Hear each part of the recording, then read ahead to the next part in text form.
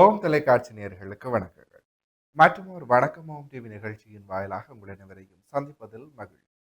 இன்றைக்கு புலர்ந்திருக்கக்கூடிய பொழுதானது அனைவரது வாழ்விலும் மங்களமும் சுபீட்சமும் நல்ல பல சுப காரியங்கள் நடைபெறக்கூடிய நல்லதொரு நாளாக அமைய எல்லாம் வல்ல இறைவனை பிரார்த்திப்பதோடு இன்றைய தினத்திலே பல சுப காரியங்களில் ஈடுபட்டுக் கொண்டிருக்கக்கூடிய நேயர்கள் சொந்தங்கள் யாவருக்கும் ஓம் தொலைக்காட்சி சார்பாக வாழ்த்துக்களையும் கூறிக்கொண்டு இன்றைய இந்த நிகழ்ச்சியினுடைய முதற் பகுதியான இன்றைய நாள் தொடர்பான தகவல் பகுதியுடன் இணைந்திருக்கலாம்.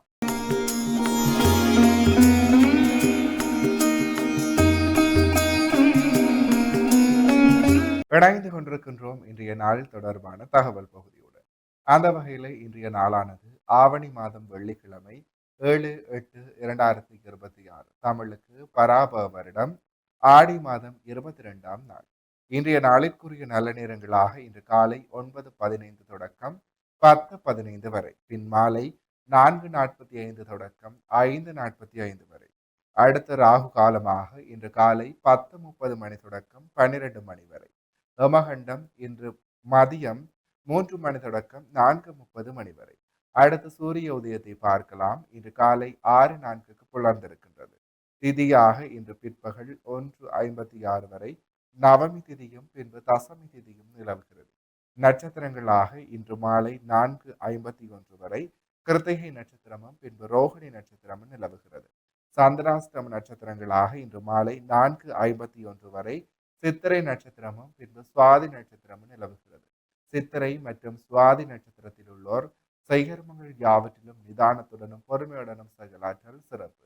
எனவே நேர்களே, இவைதான் இன்றைய நாள் தொடர்பான தகவல் பகுதிகள் ஆகும். தொடர்ந்து வணக்கமாம் டிவி நிகழ்ச்சியினுடைய அடுத்த பகுதியான இன்றைய நாளிற்குரிய நற்சிந்தனை பகுதியுடன் இணைந்திருக்கலாம்.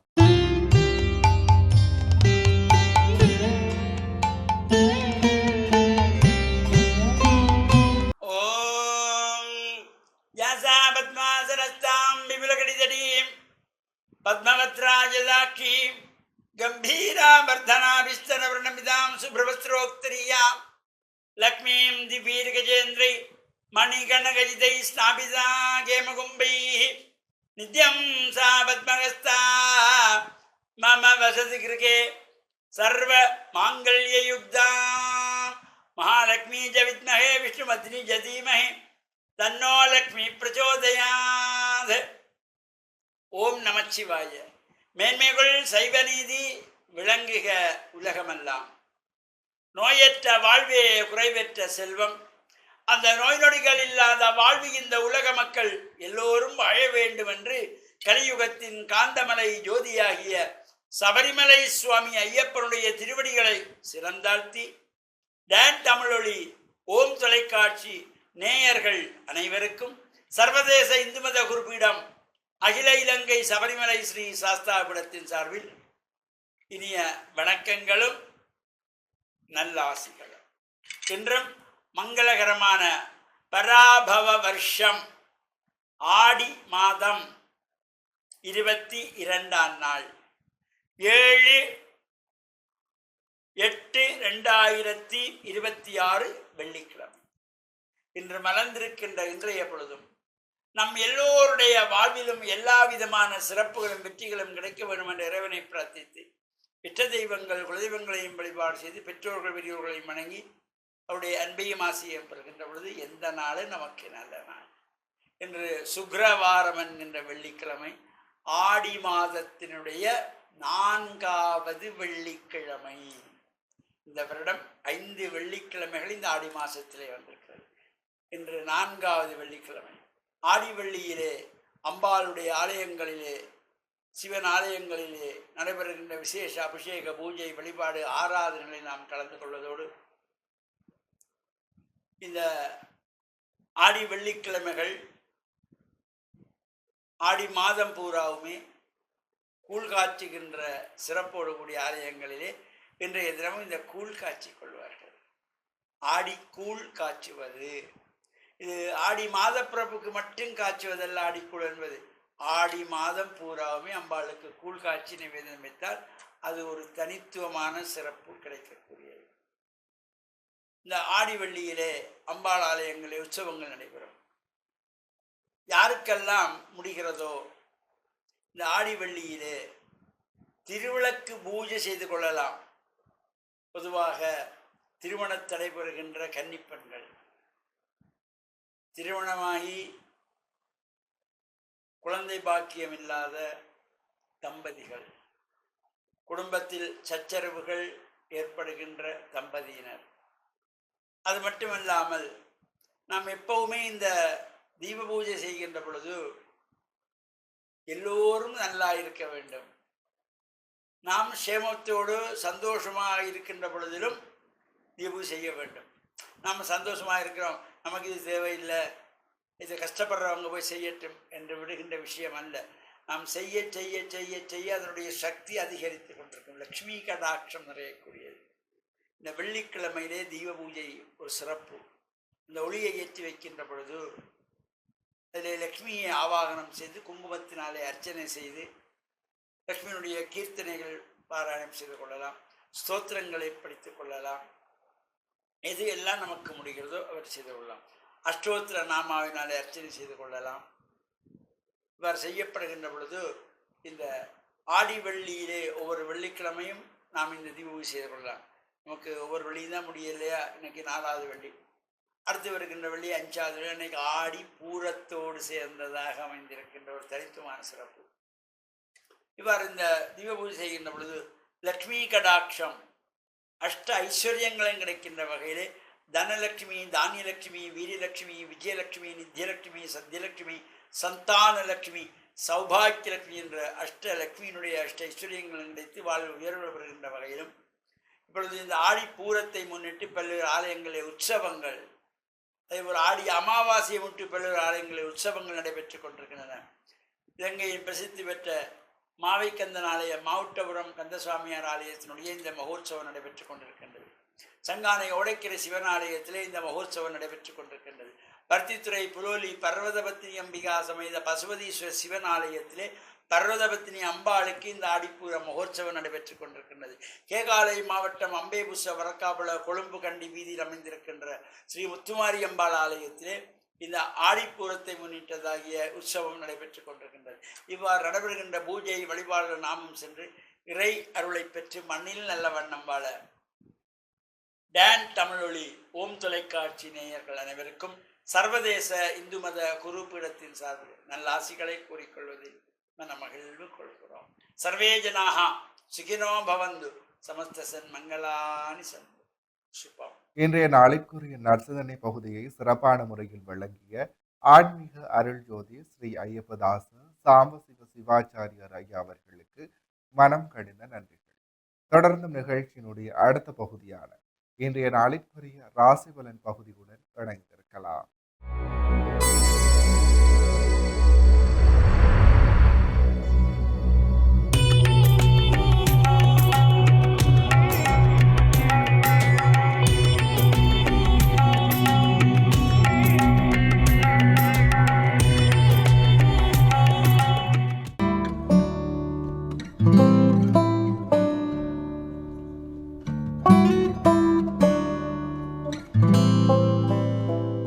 ஓம் தொலைக்காட்சி நிகழ்ச்சிக்கு இனிய காலை வணக்கம். இன்றைய நாள் 7/8/2026. மேடராசி அஸ்வினி பரணி கார்த்திகை ஒன்று கொண்டவங்களுக்கு இன்றைய நாளிலே அனுகூலங்கள் உண்டு, நன்மைகள் உண்டு, தொழில் சார்ந்த முன்னேற்றங்கள் சிறப்பாக இருக்கும், தெய்வ அனுகூலம் உண்டு, பணவரவு திருப்திகரமாக இருக்கும். இடவராசி கார்த்திகை 2, 3, 4, ரோகிணி மிருகசடம் 1, 2, 3 கொண்டவங்களுக்கு இன்றைய நாள் சிறப்பும் நன்மையும் தரும், தொழில் முன்னேற்றம் உண்டு, பணவரவு உண்டு, எதிர்பார்ப்புகளை நன்மைகளும் மேன்மைகளும் அமையும். மிதுன ராசி மிருகசடம் 3, 4, திருவாதிரை புனர்பூசம் 1, 2, 3 கொண்டவங்களுக்கு இன்றைய நாள் நல்ல அனுகூலங்களை கொடுக்கும், தொழில் முன்னேற்றங்கள் உண்டு, பணவரவு உண்டு, உறவினர் மூலமாக நன்மைகளும் சிறப்புகளும் அமையும். கடகராசி புனர்பூசம் 4, பூசம் ஆயில்யம் கொண்டவங்களுக்கு இன்றைய நாளிலே மந்த நிலைகள் இருக்கும், உடல் உபாதைகள் இருக்கும், வேலைப்பளு அதிகமாக இருக்கும், அதற்கேற்ப நிதானத்தோடு செயல்பட வேண்டும். சிம்மராசி மகம் பூரம் உத்தரம் 1 கொண்டவங்களுக்கு இன்றைய நாளிலே சிரமங்கள் இருக்கும், தடைகள் இருக்கும், காரியங்களில் எதிர்வுகள் இருக்கும், அதற்கேற்ப பொறுமையோடும் நிதானத்தோடும் செயல்பட வேண்டும். கன்னிராசி உத்தரம் 2, 3, 4, அத்தம் சித்திரை 1, 2 கொண்டவங்களுக்கு இன்றைய நாளிலே சிரமங்கள் இருக்கும், தடைகள் இருக்கும், காரியங்களிலே மந்தன்கள் இருக்கும். அதற்கேற்ப பொறுமையோடும் நிதானத்தோடும் செயல்பட வேண்டும். துலாம் ராசி சித்திரை 3-4, சுவாரி விசாகம் 1-2-3 கொண்டவங்களுக்கு இந்த நாளிலே சற்று மந்த நிலைகள் இருக்கும், உடலுபாதைகள் இருக்கும். எடுக்கின்ற முயற்சிகளை பொறுமையோடும் நிதானத்தோடும் செயல்பட வேண்டும். விருச்சிக ராசி விசாகம் 4, அனுசம் கேட்டை கொண்டவங்களுக்கு இந்த நாளிலே மேன்மையும் நன்மையும் உண்டு, தொழில் முன்னேற்றம் உண்டு, பணப்பெறவு உண்டு, எதிர்பார்ப்புகளிலே நன்மைகள் சிறப்பாக அமையும்.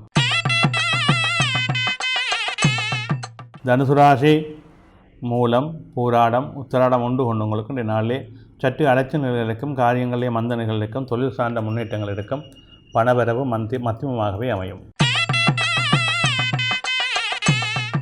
மகர ராசி உத்திராடம் 2-3-4, திருவோணம் அவிட்டம் 1-2 கொண்டவங்களுக்கு இன்றைய நாள் சிறப்பாக இருக்கும், நன்மைகள் உண்டு, எதிர்பார்ப்புகளிலே வெற்றிகள் உண்டு, பணவரவு திருப்திகரமாக இருக்கும். கும்பராசி அவிட்டம் 3-4, சதயம் புரட்டாதி 1-2-3 கொண்டவங்களுக்கு இன்றைய நாள் நன்மையும் சிறப்பும் இருக்கும், தொழில் முன்னேற்றங்கள் சிறப்பாக இருக்கும், உறவினர் மூலம் நன்மைகள் இருக்கும், அனுகூலமான நற்பலங்களுக்கு இடம் உண்டு. மீனராசி புரட்டாதி 4, உத்திரட்டாதி ரேவதி கொண்டவங்களுக்கு இன்றைய நாள் அனுகூலங்களை கொடுக்கும், நன்மைகளை கொடுக்கும், எதிர்பார்ப்புகளை வெற்றிகளை கொடுக்கும், நல்ல சிறப்புகள் அமையும்.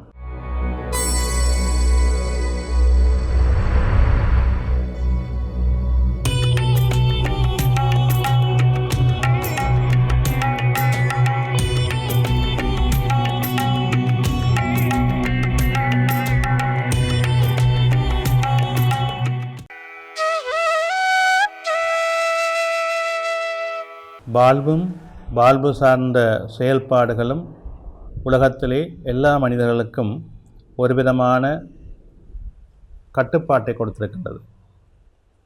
ஒருவருடைய வாழ்க்கை ஒரு கட்டுப்பாட்டுக்குள்ளே தான் இருக்க வேண்டும் என்கின்ற ஒரு மரபு உலகத்திலே எல்லா இடங்களிலுமே உண்டு. நாங்கள் எந்த விடயத்தை எடுத்தாலும் அதற்கு ஒரு அளவு பிரமாணத்தை வைத்துக்கொள்வோம். வாஸ்து சாஸ்திரத்தை எடுத்துக்கொண்டோமானால் ஒரு வீடு எத்தனை அடியிலே இருக்க வேண்டும், எத்தனை அகலத்தில் இருக்க வேண்டும், எத்தனை நீளத்தில் இருக்க வேண்டும், அந்த வீட்டிலே அமைகின்ற அறைகள் எத்தனை அறைகள் இருக்க வேண்டும், அந்த அறைகளுக்கெல்லாம் எத்தனை அளவு பிரமாணங்கள் இருக்க வேண்டும் என்று வாஸ்து சாஸ்திரத்திலே அழகாக சொல்லப்பட்டிருக்கின்றது. அந்த வீட்டிலே கிணறு எந்த எல்லையிலே வர வேண்டும், கிணறுடைய அளவு எந்த பிரமாணத்துக்குள்ளே இருக்க வேண்டும், குளியலறை கழிவறைகள் எல்லாம் எப்படி அமைய வேண்டும் என்கின்ற வாஸ்து பிரமாணங்கள் மிக முக்கியமாக நாங்கள் பார்க்கப்பட வேண்டும். ஒரு இல்லம் என்பது ஒரு தெய்வீகம், நாங்கள் வாழுகின்ற ஒரு கோவில். எனவே அந்த இல்லத்தினுடைய அளவுகள் சரியாக அமைந்துவிட்டால் அந்த இல்லம் எப்பொழுதுமே தெய்வீகமாகவும் இருக்கும், செல்வம் கொளித்து கொண்டே இருக்கும், நன்மைகள் நடந்து கொண்டே இருக்கும், மகிழ்வின் உச்சத்திலே அந்த இல்லம் வாழ்ந்து கொண்டிருக்கலாம். ஏதாவது ஒரு அளவு பிரமாணங்கள் சரியாக அமையாமல் அல்லது மாறுதலான இடங்களிலே மாறுதலான நிலையங்கள் அமைந்துவிட்டால் அந்த இல்லத்திலே சிரமங்கள் இருக்கும். இது எங்களுடைய சமயத்தில் மட்டுமல்ல, உலகம் பூராகவும் இருக்கின்றது. எல்லோருமே இதை கவனிப்பார்கள். இது எங்கே அமைய வேண்டும் என்பதிலே கொஞ்சம் கருத்தாடலோடு அவர்கள் பார்ப்பது இயல்பு நிலை. எனவே இந்த இல்லங்கள் அமைக்கின்ற பொழுது நாங்கள் இப்பொழுதெல்லாம் பல இடங்களிலே பார்க்கின்றோம், மிக பிரமாண்டமாகவும் மிக அடுக்குமாடிகளாகவும் அமைத்து கொண்டிருப்பார்கள். அது அவர்களுடைய விருப்பம், அவர்களுடைய தனிப்பட்ட ஆசைகள், அவர்களுடைய வசதிகளை பொறுத்து அவர்கள் செய்கின்றார்கள். அதில் எந்த தவறும் இல்லை. ஆனால் அப்படி அமைக்கின்ற பொழுது அதுக்கும் ஒரு வரையறை இருக்கின்றது, ஒரு அளவு பிரமாணங்கள் இருக்கின்றது. அதை நாங்கள் கவனித்துக் கொள்ள வேண்டும் என்பதுதான் முக்கியம். நீங்கள் 3 மாடிகளோ 4 மாடிகளோ அமைத்துக் கொள்வதிலே பிரச்சனை இல்லை. ஆனால் அதற்குரிய அளவு பிரமாணங்கள் அங்கே சரியாக இருக்க வேண்டும். அது தவறிவிட்டால் அந்த இல்லத்திலே யாரும் வாழ முடியாத ஒரு சூழலை ஏற்படுத்திவிடும். இல்லை வாழ்ந்தாலும் ஒரே சிக்கலும் பிரச்சனைகளும் கொடுத்து கொண்டிருக்கும். எனவே இவற்றை நாங்கள் நன்கு உணர்ந்து செயல்பட வேண்டும். ஒரு சாதாரணமாக ஒரு இடம் போடாமல் இருக்கின்ற காணிகளிலே சிறிய காணிகளுக்குள்ளே வீடு அமைக்க வேண்டி வந்தால் அதை அங்கே கீழே அமைக்கின்ற வீடுகள் சரியாக அங்கே இருக்கிற வீட்டு அங்கத்துவலுக்கு ஒரு போதாத நிலையை ஏற்படுத்தினால் மட்டுமே நாங்கள் அடுத்து மேல் மாடியாக இன்னொரு தளத்தை அமைப்பதிலே தவறில்லை. இடங்கள் பெரிதாக இருக்கின்ற இடங்களிலே நாங்கள் தொடர்ந்து மாடிகளை அமைத்து கொண்டு போவதும் ஏற்புடையதல்ல. இதை நாங்கள் கவனங்களிலே கொள்ள வேண்டும். எங்களுடைய இல்லங்கள் தெய்வீகத்தன்மையோடு இருக்க வேண்டும். அந்த தெய்வீகத்தன்மை சிறப்பாக இருக்க வேண்டும். முக்கியமாக ஆலயங்களுக்கு பக்கத்தில் இருக்கின்ற இல்லங்களிலே மிக கவனமாக நாங்கள் அந்த வாஸ்து பிரமாணங்களை கவனிக்க வேண்டும். ஆலயத்தினுடைய வீதி, ஆலயத்தினுடைய 2ஆம் வீதி, அந்த 2ஆம் வீதியிலிருந்து நாங்கள் 2ஆம் வீதியினுடைய நெருக்கமாக 2ஆம் வீதியோடு எங்களுடைய எல்லை அமைந்தால் கொஞ்சம் சுத்தமாக நாங்கள் சைவ பாரம்பரியத்தை நட்டிக்கின்றவர்களாக இருக்க வேண்டும். இல்லையென்றால் எங்களுடைய இல்லங்களிலே சிரமங்கள், பிரச்சனைகள் கொடுத்து கொண்டிருக்கும். எனவே அந்த 3 வீதி எல்லைகளிலே இல்லம் அமைந்துவிட்டால் இந்த பாதிப்பும் இல்லை. 2 வீதிகள் அமைந்து இன்னும் ஒரு வீதியை தாண்டி அமைந்துவிட்டால் இந்த பாதிப்பும் இல்லை. எனவே இந்த உலக இயல்பிலே, உலக நடைமுறையிலே நாங்கள் எல்லோருமே இதை கவனிக்க வேண்டிய விடயம் இந்த அளவு பிரமாணம், இல்லங்களுக்குரிய அளவு பிரமாணம் மிக முக்கியமானதாக கூறப்படுகின்றது. அளவு பிரமாணங்களை நாங்கள் மாற்றி அமைப்பதன் மூலமாகவும் எங்களுடைய வசதிக்கு நாங்கள் அளவு பிரமாணங்களை அமைத்துக் கொள்வதும் அந்த இல்லத்துக்கு சிரமங்களையும் தடைகளையும் பிரச்சனைகளையும் தொடர்ந்து கொடுத்து கொண்டே இருக்கும். ஏன் எங்களுடைய வீட்டிலே பிரச்சனை, ஏன் பிரச்சனை என்று கேட்டால் நீங்கள் ஒரு நல்ல வாஸ்து நிபுணரை கொண்டு காட்டினால் அவர் உங்களுடைய இல்லத்தில் உள்ள பிரச்சனையை சுலபமாக சொல்லிவிடுவார். ஏனென்றால் இந்த அளவு பிரமாணங்கள் முக்கியமானதாக இருக்க வேண்டும், சிறப்பானதாக இருக்க வேண்டும். அது இருந்தால்தான் வாழ்வியலிலே நாங்கள் வாழுகின்ற இல்லத்திலே எல்லா விதமான நிறைவுகளும் சிறப்புகளும் எங்களுக்குள்ளே அமைந்துவிடும். எனவே அந்த வாழ்க்கையிலே நாங்கள் கட்டுகின்ற இல்லங்கள் வரையறையோடு சிறப்பாக அமைய வேண்டும் என்பது மிக முக்கியம். நன்றி.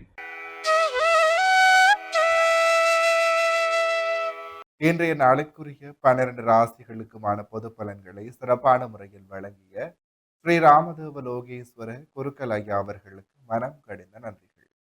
தொடர்ந்து நிகழ்ச்சியினுடைய அடுத்த பகுதியான இன்றைய நாளிற்குரிய திருக்குறளும் பொருளும் பகுதியுடன் இணைந்திருக்கலாம்.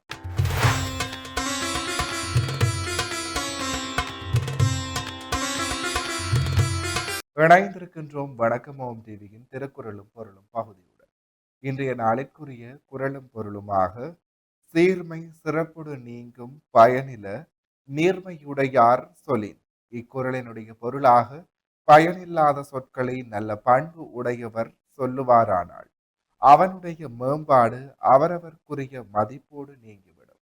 இக்குறளையும் பொருளையும் மீண்டும் ஒரு முறை பார்க்கலாம். சீர்மை சிறப்போடு நீங்கும் பயனில நீர்மையுடையார் சொல்லின்.